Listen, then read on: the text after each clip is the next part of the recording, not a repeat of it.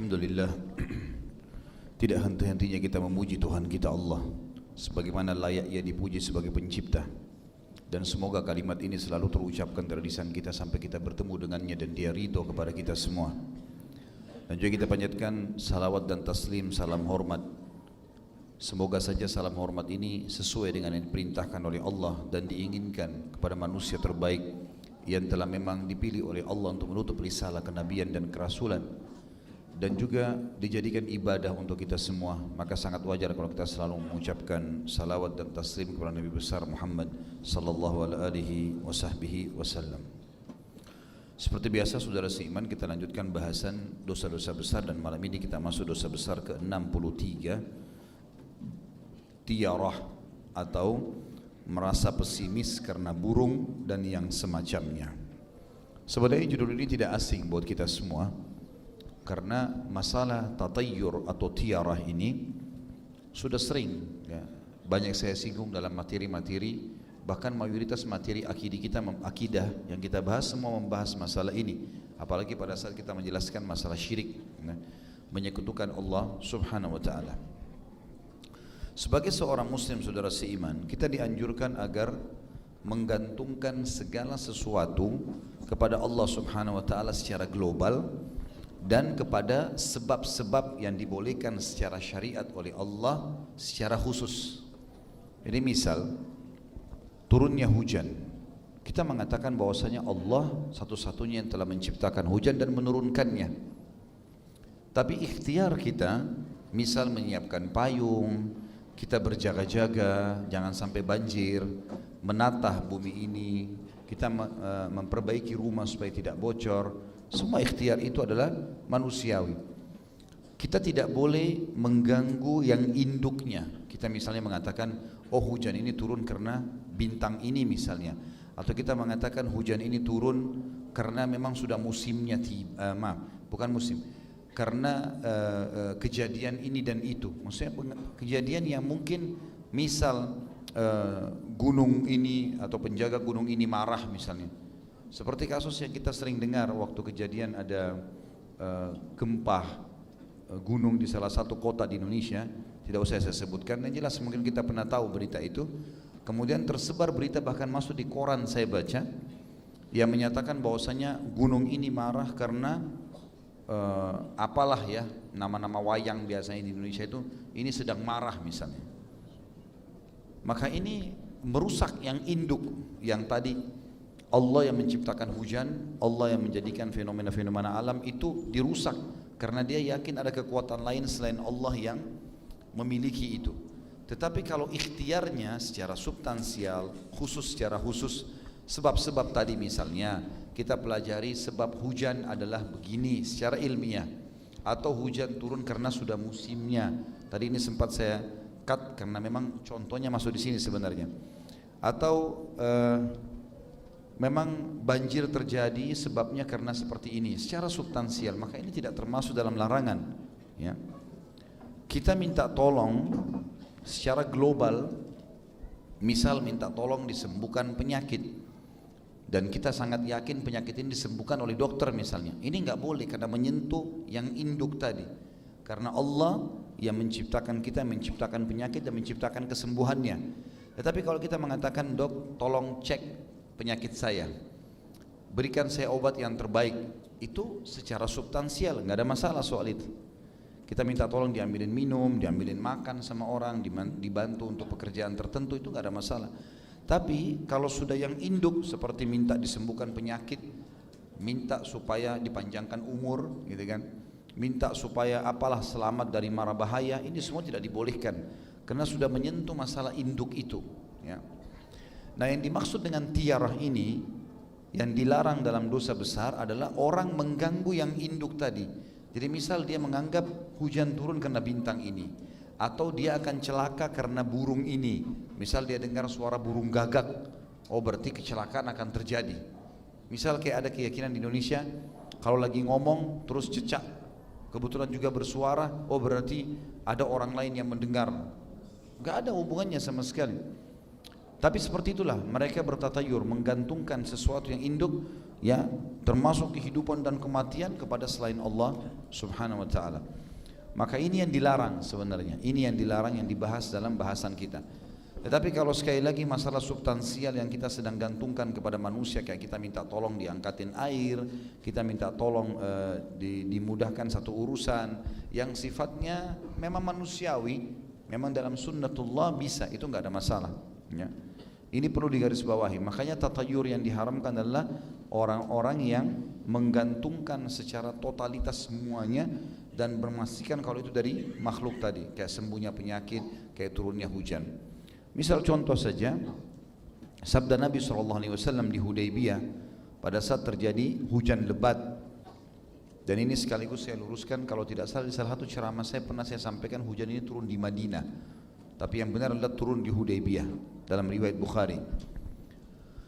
Maka Nabi SAW mengatakan setelah sholat subuh, Allah berfirman, pagi ini telah tiba hamba-hambaku yang beriman kepadaku dan kufur kepada bintang-bintang. Dan telah tiba juga di pagi hari ini orang-orang yang beriman pada bintang dan kufur kepadaku. Jadi ada yang beriman pada Allah dan kufur kepada bintang, ada juga orang yang beriman pada bintang, kufur kepada Allah. Maka kata para sahabat, bagaimana itu ya Rasulullah? Kata Nabi SAW, Allah berfirman, orang yang mengatakan hujan semalam yang lebat ini turun karena aku, karena Allah, maka dia beriman padaku dan kufur kepada bintang-bintang. Tapi orang yang bilang hujan ini turun karena bintang ini, karena bintang itu, karena sudah berbentuk seperti ini dan berbentuk seperti itu, maka berarti dia beriman pada bintang dan kufur kepadaku. Jadi yang induk di sini, turunnya hujan. Beda kalau kita pelajari sebab-sebab turun hujan, itu nggak ada masalah. Sama tadi kita minta tolong diambilin makan dan minum, tidak ada masalah. Ya, tapi kalau kita memastikan makanan minum dibuat oleh manusia, diciptakan oleh manusia, itu yang tidak boleh. Induknya, gitu kan? Bisa difahami sampai sini? Allahu a'lam. Harus paham dia. Jadi yang dilarang di sini adalah masalah tadi, menyentuh hal-hal yang sifatnya memang penciptaan kepada Allah Subhanahu wa taala. Banyak sekali contoh-contohnya dalam masalah ini. Kalau di zaman jahiliyah pernah saya jelaskan teman-teman sekalian, tiarah dan tatayur diambil dari istilah burung, bahasa tair, burung. Tradisi mereka jahiliyah ada dua, mereka menerbangkan burung. Kalau menuju ke arah yang mereka mau pergi, burung itu tiba-tiba terbang ke arah barat misalnya, dan dia memang mau ke arah barat, dianggap dia akan selamat. Jadi dia menggantungkan keselamatannya dia, yang sebenarnya ini hak kausalitasnya Allah pencipta, itu kepada burung tadi, nggak ada hubungannya sama sekali. Dan kalau misalnya burung itu terbang ke arah timur dan dia mau ke barat, berlawan arah, berarti dia akan celaka. Dia hubungkan mara bahayanya dengan burung itu, nggak ada hubungannya sama sekali.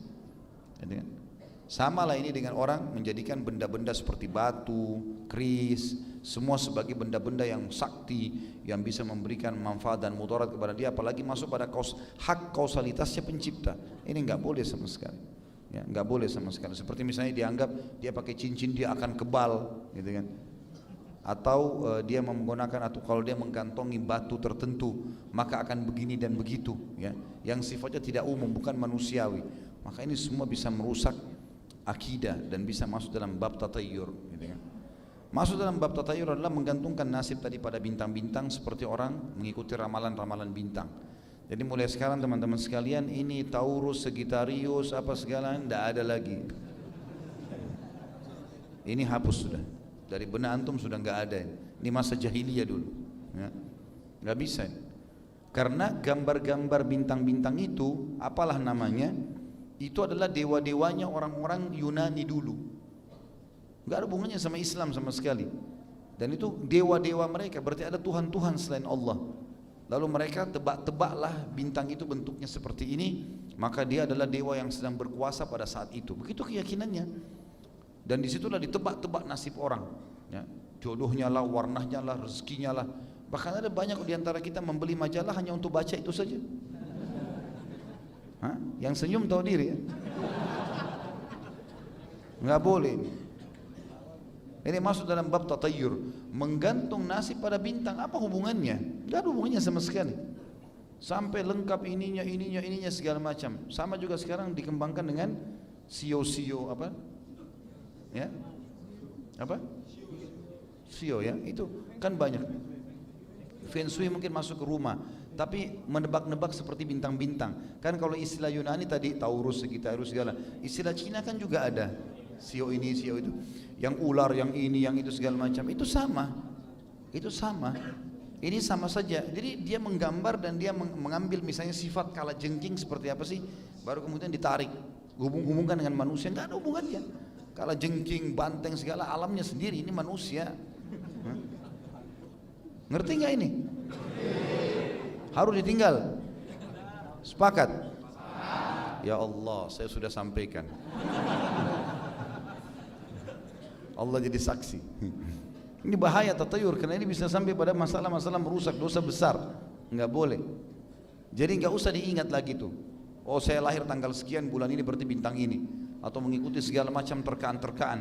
Gambar lah, lukisan lah, gambar ini, gambar itu. Masuk juga dalamnya masalah feng shui tadi. Nanti kalau rumah, paman saya di Johor di Malaysia jual rumah. Pada saat itu saya sempat tanya, rumahnya laku? Iya, Masya Allah. Yang saya ingat saya sempat tanya, kenapa kok laku? Dia bilang ada orang non muslim beli. Paman saya ini mungkin 10 tahun tinggal di Mesir.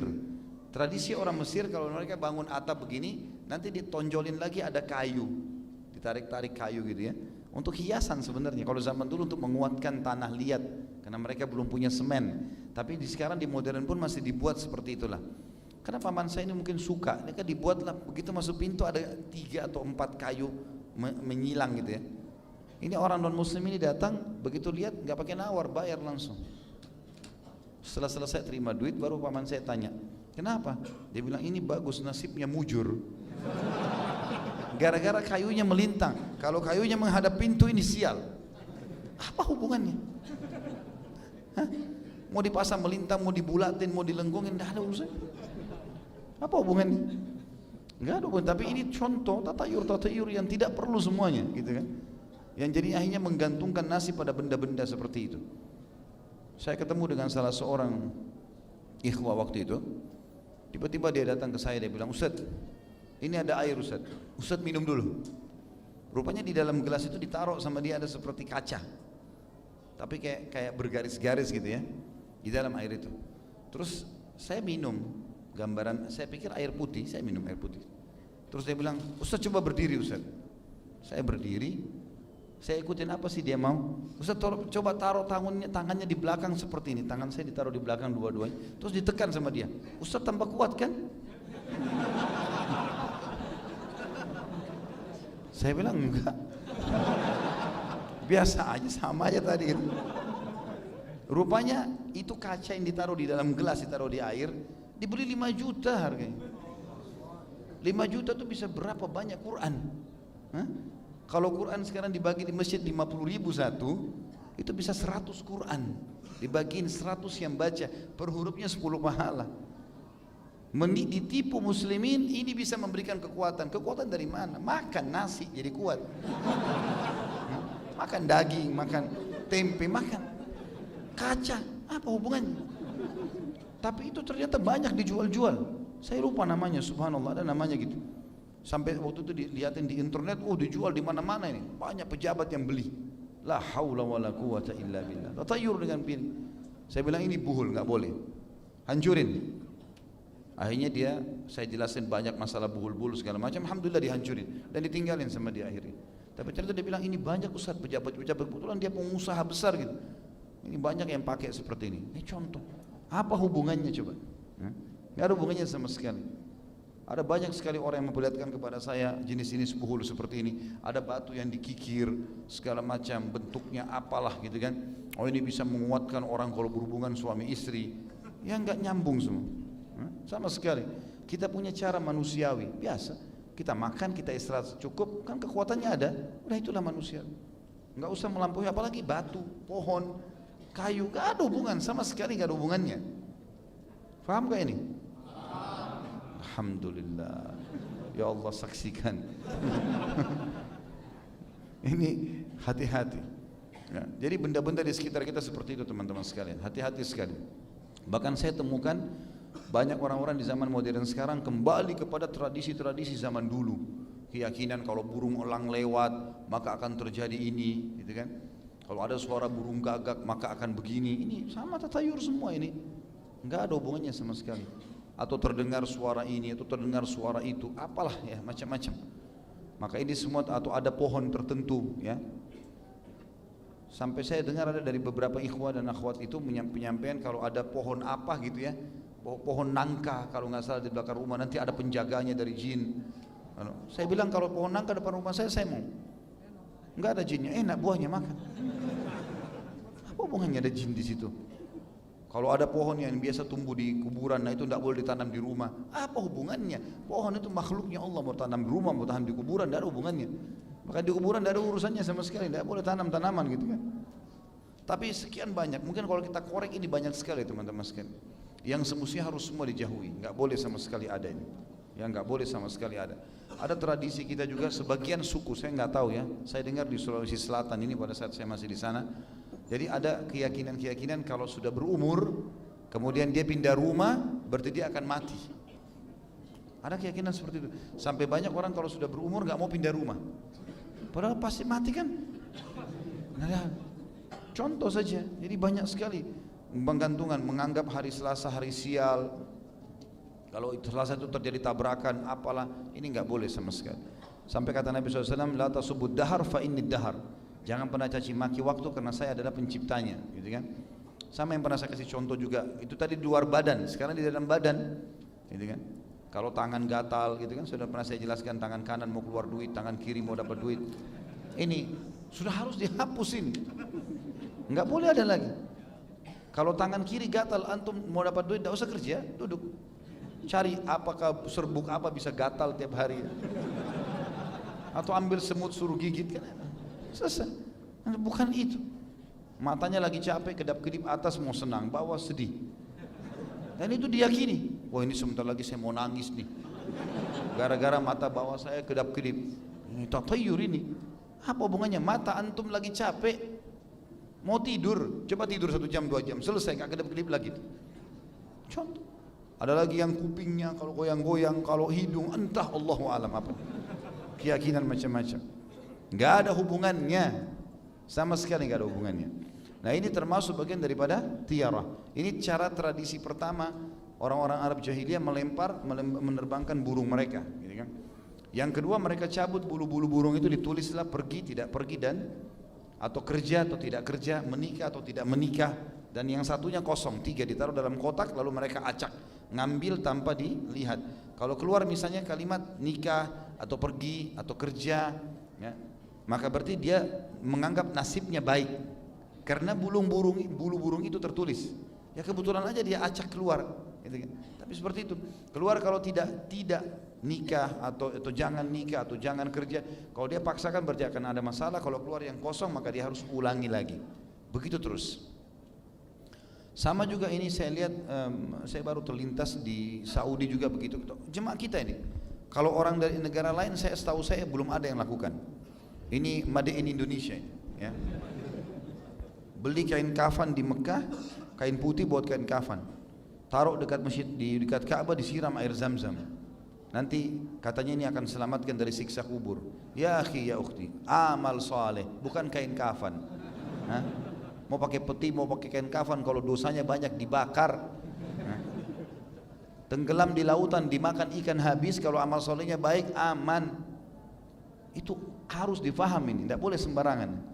Sama jauh, kayak kain kiswa Ka'bah digunting, dibawa pulang dijadikan jimat. Kain kiswa penghias Ka'bah, saudara, gak ada hubungannya. Dijual sekian juta. Ini bisa begini, ini bisa begitu, gak ada hubungannya sama sekali. Hormati Ka'bah seperti yang Allah dan Rasulnya perintahkan.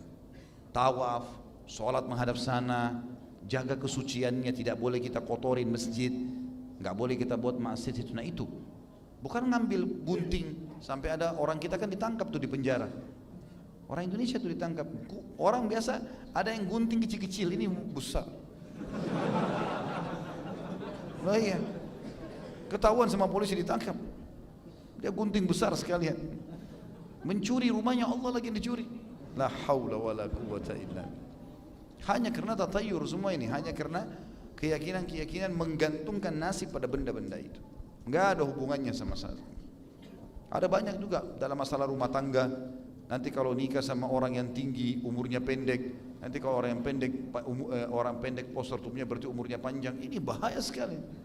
Allah yang tentukan ajal, tidak ada hubungannya dengan tinggi pendek.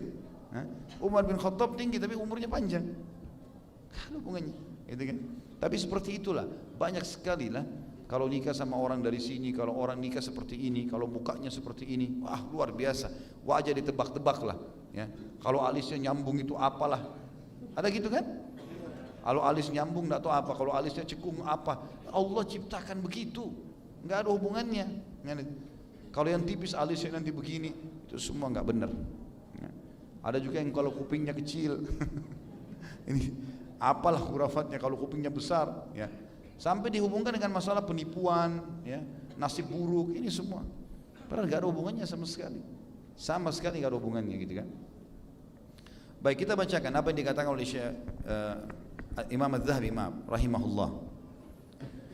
Kata beliau, mungkin ini tidak termasuk dosa besar, ya, dari Salama bin Kuhail. Beliau mengatakan tiarah ini, maksudnya mungkin tidak masuk dosa besar kalau masih dibahas oleh para ulama. Kalau ada orang melakukannya tanpa dia sadar, dia tidak tahu, kayak cuma tradisi kaumnya dia belum tahu, mungkin masih dikatakan menurut beliau dimaafkan oleh Allah karena dianggap orang bodoh, tidak ngerti. Tapi kalau sudah tahu maka masuk kategori dosa besar. Diangkat dalil oleh beliau adalah hadis Nabi SAW, disahihkan oleh Tirmidzi. Kata Nabi SAW, at-tiyaratu syirkun wa ma minna illa walakinna Allah yudhibuhu bitawakkul. At-tiyara adalah suatu kesyirikan, dan tidaklah kami melainkan orang yang tertimpa praduga salah satu dari sifat tiara itu. Artinya pasti syaitan bisikin.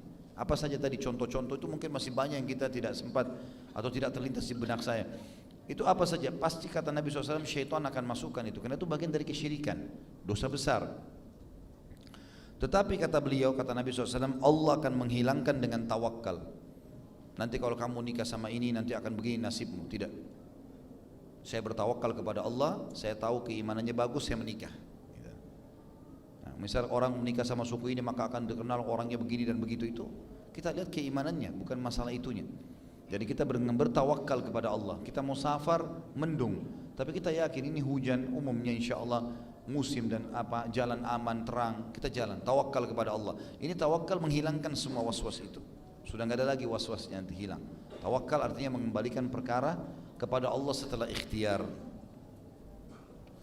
Dan juga Nabi SAW bersabda di dalam hadis yang sahih, dan hadis ini diriwayatkan Bukhari nomor 5756 dan 5776, dan Imam Muslim dalam Kitabus Salam nomor 2224. La adwa wala tiyarah wa uhibbul fa'la. Qila ya Rasulullah wa mal fa'al?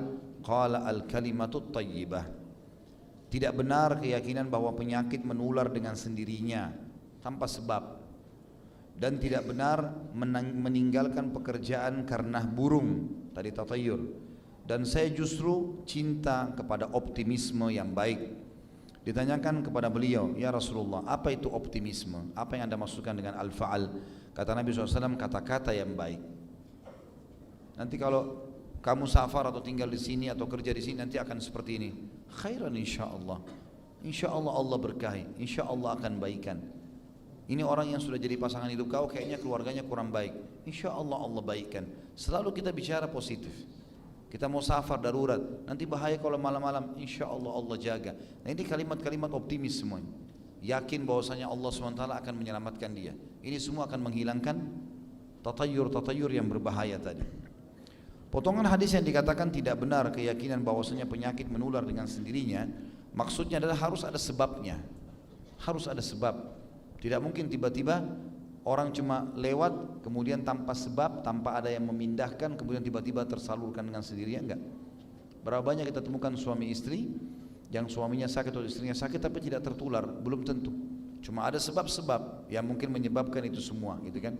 Mungkin orang tersentuh kayak flu, batuk dengan air liurnya, dengan wadah yang bekas dipakai minum atau apa, itu mungkin. Tapi kalau enggak, ada orang subhanallah flu sampai dia sembuh, suami istri atau suaminya enggak kena, gitu. Karena memang dia bisa menjaga kan, Dia kalau gosok, dia bersihin ingusnya, kemudian maaf dia buang di sampah.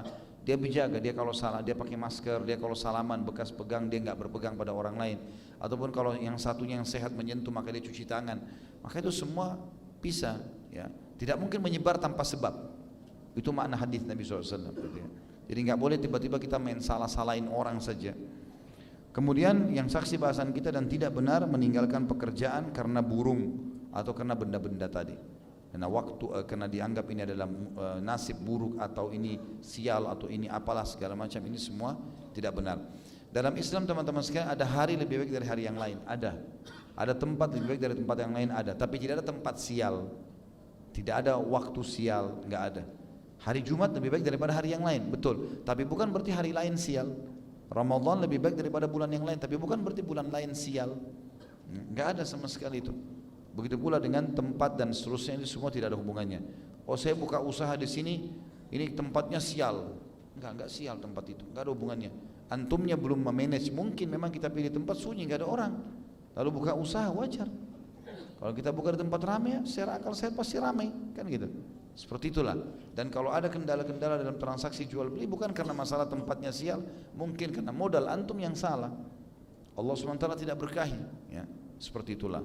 Allahu a'lam. Allahu a'lam. Mungkin begitu saja, seperti biasa lanjutkan insyaallah setelah ba'da isya. Subhanakallahumma bihamdika asyhadu an la ilaha illa anta astaghfiruka wa atubu ilaik. Wassalamualaikum warahmatullahi wabarakatuh.